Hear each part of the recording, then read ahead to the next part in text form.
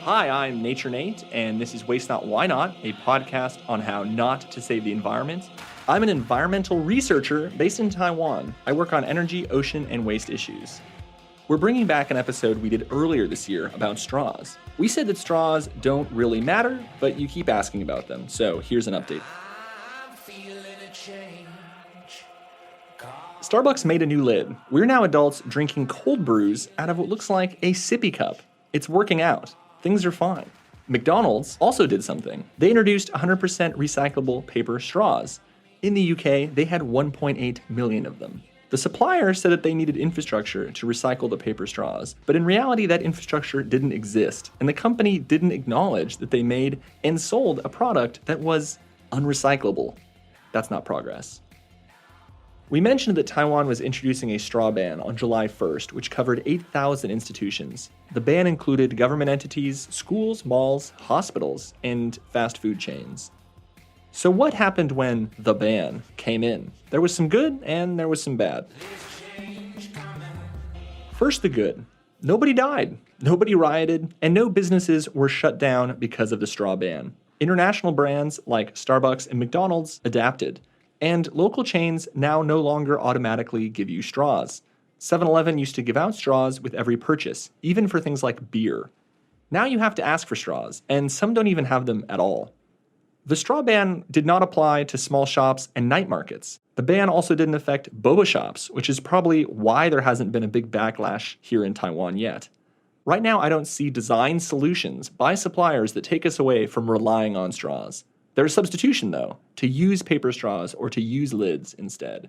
Taiwan's EPA said that getting rid of straws would reduce garbage. The ban came in at the start of July this year. Over that month, garbage was reduced by 10,000 tons when compared to July of the previous year. Okay, well, if that was due solely to the straw ban, then that would have meant that straw usage went down by 4.5 billion straws, which is not possible. If you still don't get it and you want to see it in writing, I was interviewed by Quartz about it too. We'll put a link to that in the show notes. All right, and now on to the episode. Make sure you listen all the way to the end because we have something extra special for you. Okay, for the last 7 minutes, I've been watching this video of these people trying to pull something out of a turtle's nose. They've got these pliers, there's people grabbing it, it's super bloody. Oh no, they've got it. Oh, okay. Super gross, long, old straw. And the turtle is just covered in blood. And this boat's covered in blood. And it's just so disgusting and sad. Oh God. Oh, that's it. That was the sound of our audio producer, Emily, reacting to a now famous video of a turtle getting a straw pulled out of its nose. As of this moment, it has about 35 million views on YouTube, and it was the genesis for what is now a global straw ban movement. It's pretty disgusting. After watching this video, most would agree that we should ban plastic straws or at least try and do something about them. And that's just what has happened. These global bans of straw movements are occurring everywhere. Are they good? Are they bad? What will we replace straws with? What are countries and companies doing? Does banning straws really stop the worst of plastic pollution or help the environment? Most importantly, what do we do when the world has finally reached the last straw? To answer those questions, first we need to understand this. How did the straw get into the turtle's nose? And how did it go from your boba tea into the sea? Before we get into anything, I want to make it crystal clear that what we're talking about here is the mass consumption of plastic straws. There is a time and a place for certain people who need to use plastic straws, especially for those who might have a medical condition. Okay, back to plastic straws. Straws are a low-value plastic, and that low-value plastic tends to end up on the beach because you can't recycle it. A plastic bottle made from PET could be turned into a textile or something useful. However, a plastic straw, once it touches your lips, no one else is going to want to use that. Straws are hard to collect, and almost 100% of the time, they are contaminated with food waste. Remember, you can't recycle stuff that's contaminated with food. It was inevitable that at some point a straw was going to end up in a turtle's nose. It's like a quantum law. Given enough time, we will find straws in turtles' noses. We pull car tires out of whales, six-packs out of dolphins. The list goes on. While some straws in the ocean are from people littering on the beach, we know who you are. Most are coming from our own waste management system. Straws slip through the cracks, probably literally. We don't have to count how many straws are trashed on a beach to know that every time you're there, you'll inevitably see plastic trash. We do have vague guesses though. You might have heard one study that says people in the US use an estimated 500 million straws per day. But that study was published by a company in India that makes eco-friendly straw alternatives.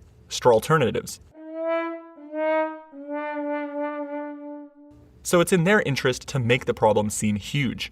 A study that was conducted and peer-reviewed by actual scientists estimates that 8 billion straws pollute the world's beaches today.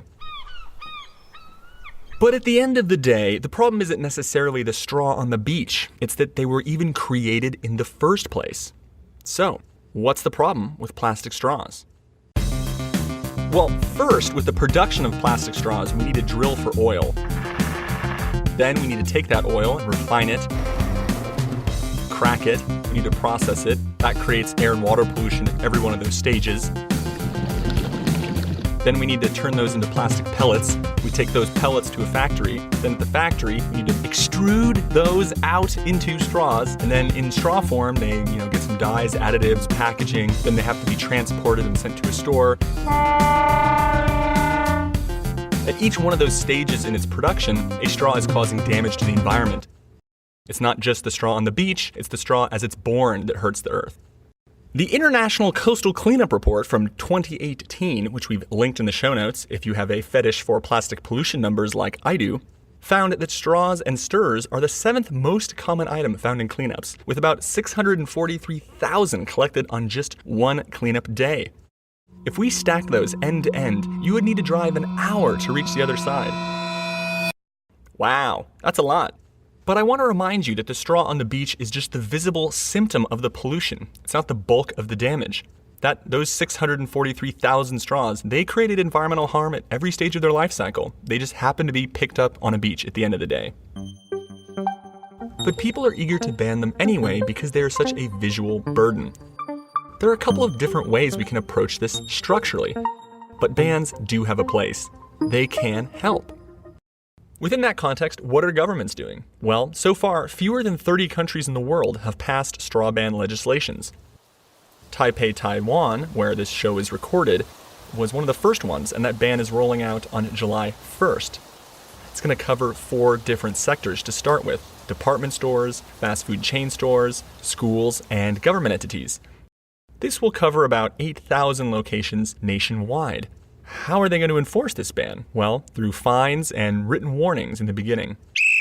Fines will go between $40 and $200.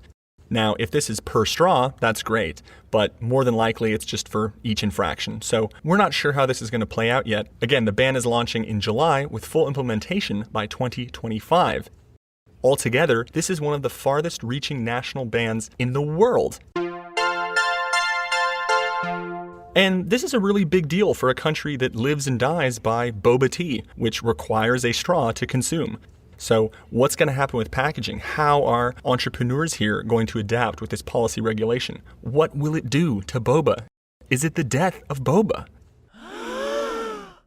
Moving on to another cloudy city that I love, Seattle.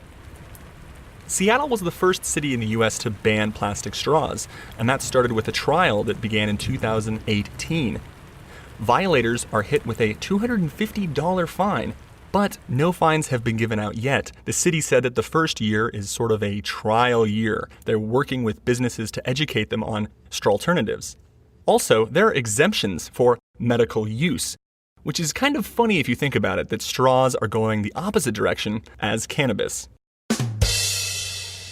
Good news, dear listener. This episode has some homework for you. Once you're done listening, go online and find out what your city or state or country is doing to ban plastic straws or single-use plastics. Go on to our Facebook or our Twitter, leave us a comment, at us, and tell us what they are doing. Let's talk about what the governments of the future, companies, are doing to lead the change. Let's start with McDonald's, one of the largest companies. McDonald's in Taiwan and also McDonald's in the UK and Ireland have already began phasing out straws. But this is because these places already have legislation for straw bans. So, why then has McDonald's not just banned straws entirely throughout its operations? Let's come back to this question a bit later. In the meantime, one of the most famous companies to act first, globally, was Starbucks. They pushed for a worldwide straw ban in 2018, right as the movement was building. They came out with a new lid for cold drinks to replace straws. It looks a bit like a traditional lid for a hot drink, but it has a wider and steeper mouth. Essentially, it was a sippy cup. By doing this, Starbucks wanted to eliminate 1 billion plastic straws a year. Does this mean that Starbucks is personally responsible for 1 billion plastic straws globally? Probably. Some people, environmental denialists, thought that the new lid was actually worse for the environment because it used more plastic. This is not great, but it's also not necessarily bad. If you can keep the plastic together, it's easier to recycle and you're more likely to get a higher quality end product. It's also easier to separate. Straws and lids can come apart too easily and they can mix in with other types of plastics. Do these company bans add up to making a global difference? Shell came out with a report saying that they expected plastic consumption to decrease because of the Attenborough effect of these plastic straw bans. The IEA, International Energy Association, however, said that they expect plastic consumption to increase towards 2050 due to rising demand from low-income economies.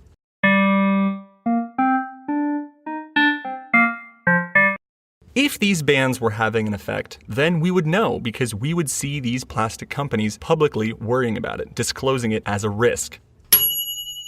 Either way, whether it's through companies or legislation, at some point the world is going to turn against plastic straws. The more interesting question is not then, how quickly will we get rid of plastic straws, but what will this alternative be? What will we do when the world has had its last straw? Plastic straw bans have also kickstarted a whole new industry of strawlternatives. Essentially, we see people turning to 3 alternatives: paper, metal, and glass.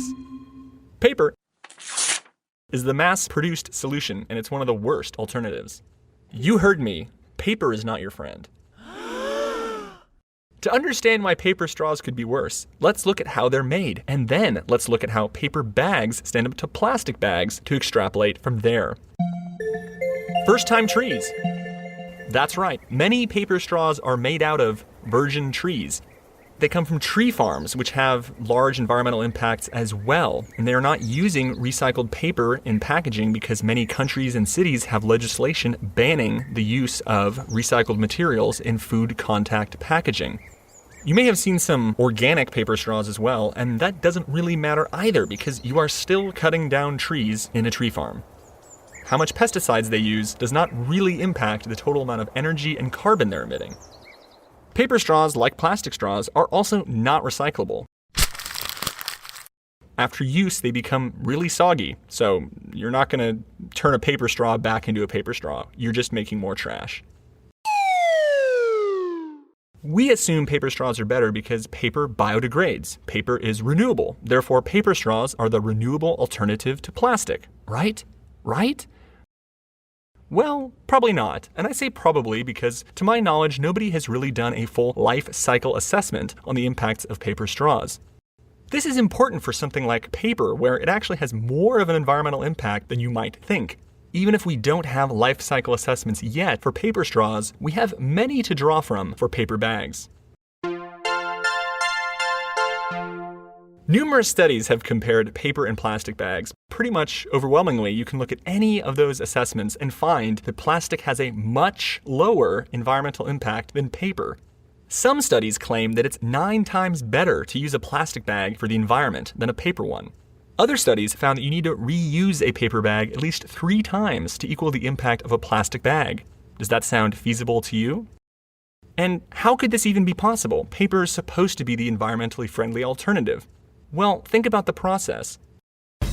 For a paper bag, you have to grow a tree, cut down a tree, transport the tree, chop and chip the tree, pulp the tree, process that tree pulp into a secondary material, process that into a straw, then you have to process the straw, ship the straw, you also have to dye the straw, and keep in mind that a paper straw has to be significantly thicker than a plastic one so it doesn't break down when it enters your drink. Paper straws, by their very nature, require more materials to produce, as they have to be thick enough not to dissolve in water immediately. As an experiment, take some printer paper and try to drink from that.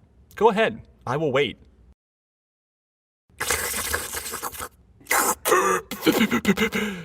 The takeaway here is that one paper straw with a high degree of certainty has a larger environmental impact across its life cycle than a plastic straw.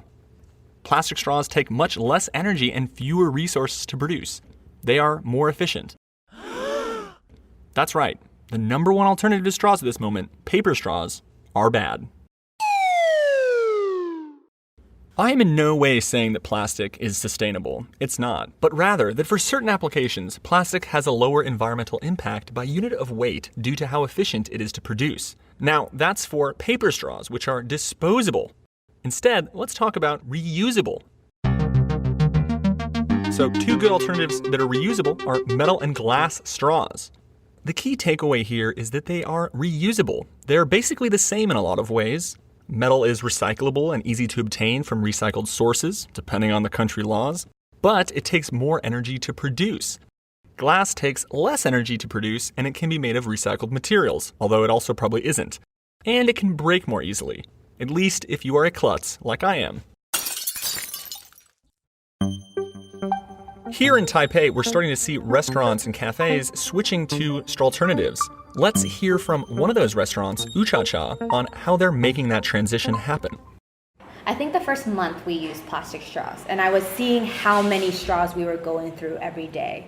That's Mai Bach. She founded Yu-Chen, a vegan restaurant in downtown Taipei in 2013. Starting out as an indie shop, Mai began by selling juices, but since then it's become a full restaurant with 2 locations. It's the type of cozy cafe where you can sit in the afternoon, read a book, or maybe play some board games in their basement.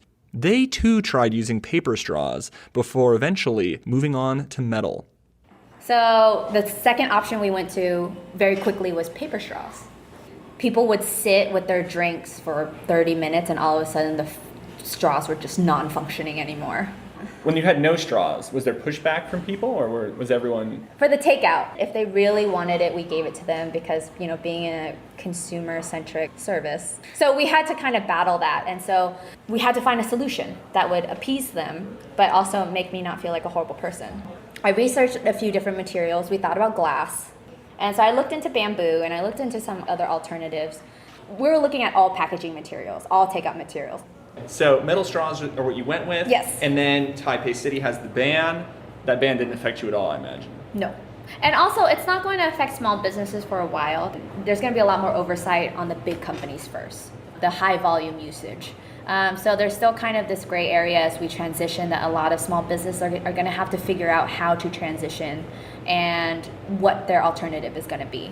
Because a lot of small places, they're volume places, like a mom and pop shop, they're doing takeaway. They're going to have to figure out, okay, well, plastic straws cost this much, a stainless steel straw costs this much, and also takes manpower to wash.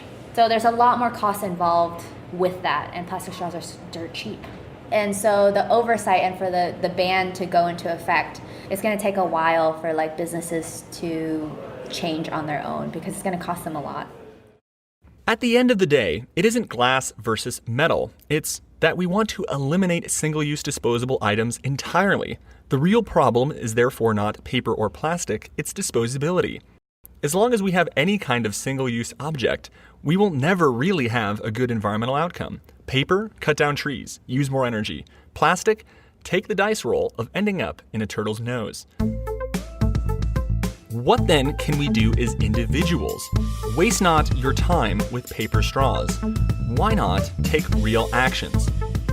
First off, refuse all disposable items, especially straws. It takes being mindful, but this is the slow yet vocal and consistent form of revolution that leads to change. Some days, I feel like a monk. No straw, 不要习惯. No straw, 不要习惯. No straw, 不要习惯. No straw, 不要习惯. I'm just chanting this in restaurants and drink shops. What do you say in your country to refuse a straw? Write to us on social media and let us know. Next, rethink. Why do you even need a straw? Okay, here's my last bit of controversial advice. Don't worry so much about plastic straws. We have limited time energy, especially emotional energy. Don't agonize or be rude to servers over half a gram of plastic. We all still drive in cars, fly, eat meat, and use air conditioning. We're just humans. You or me using just one straw is half a gram of plastic. Buying an umbrella, t-shirt, or taking a cab even once is far more damaging to the environment. And most of us do it without batting an eye. We are not personally responsible for all of this environmental violence. We are caught up in this system together and need to take care of ourselves and the planet. We need to work together and do what we can. Remember to refuse, rethink, re-equip, and also relax yourself. Because straw-induced anxiety might just be the straw that breaks the camel's back. All right, and that's the end of the episode. But don't hit stop. I know you want to do that. I do that.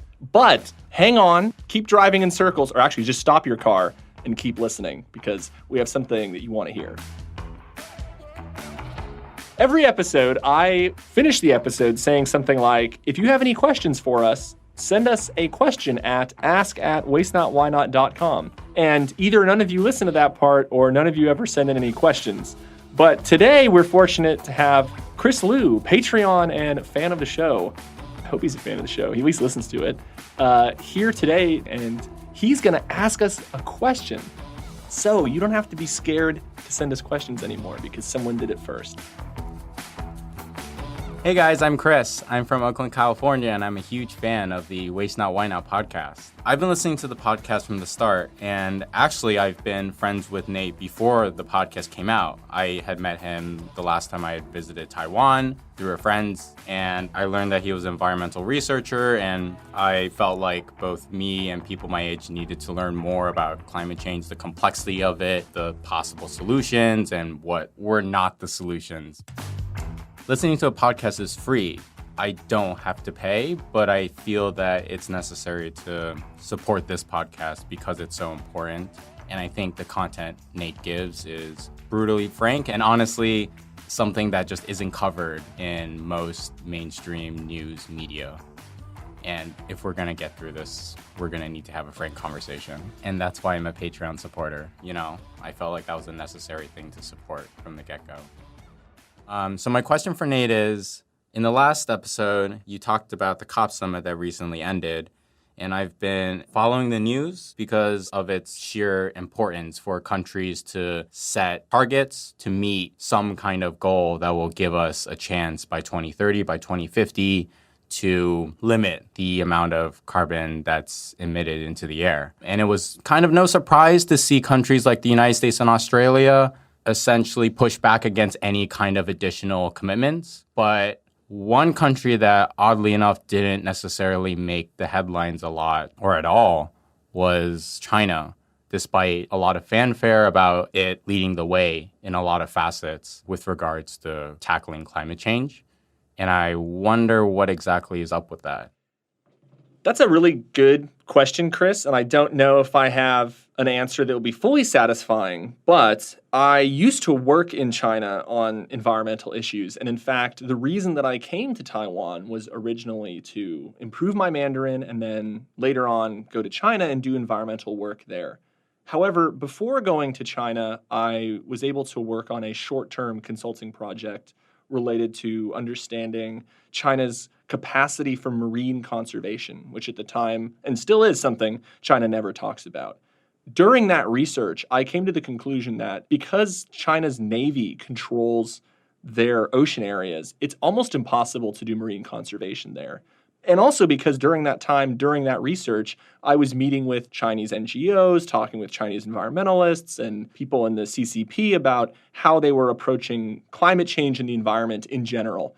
And my overwhelming conclusion based on that experience was that if you are willing to work with China and to do what their agreed on sort of party line is for the environment, you will be able to do work there.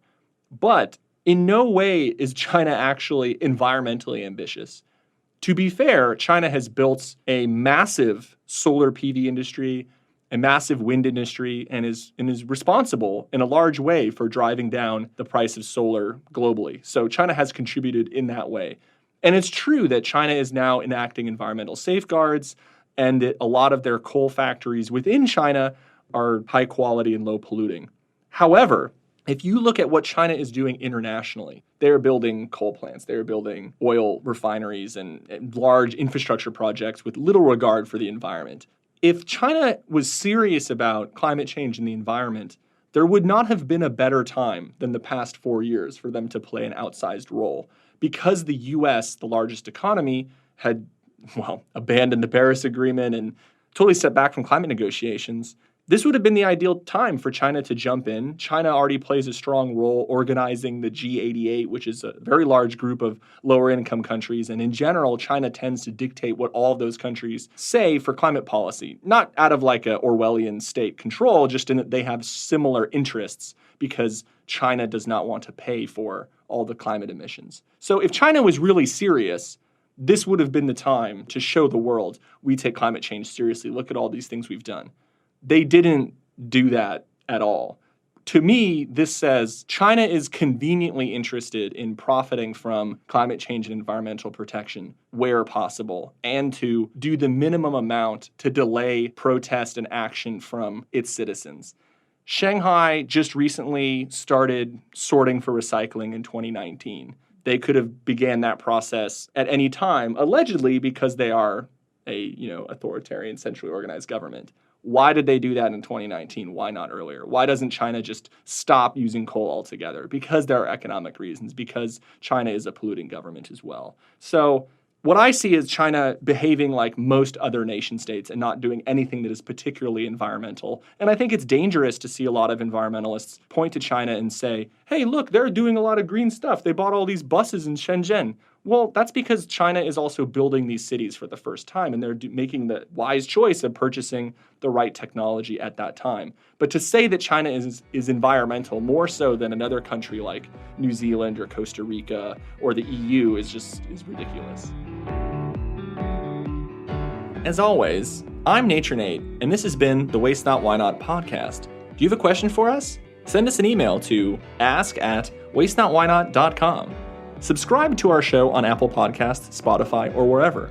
Give us a good rating, and also support us on Patreon. We are Waste Not Why Not on Patreon and also Facebook, and Waste Not Pod on Twitter. We have a lot of social media. This has been a Ghost Island media production. This episode was produced and written by Emily Y. Wu and myself, Nature Nate. Edited by Emily Y. Wu, production assistance by Allison Chan and Yu-Chen Lai. Thanks for listening. Bye-bye.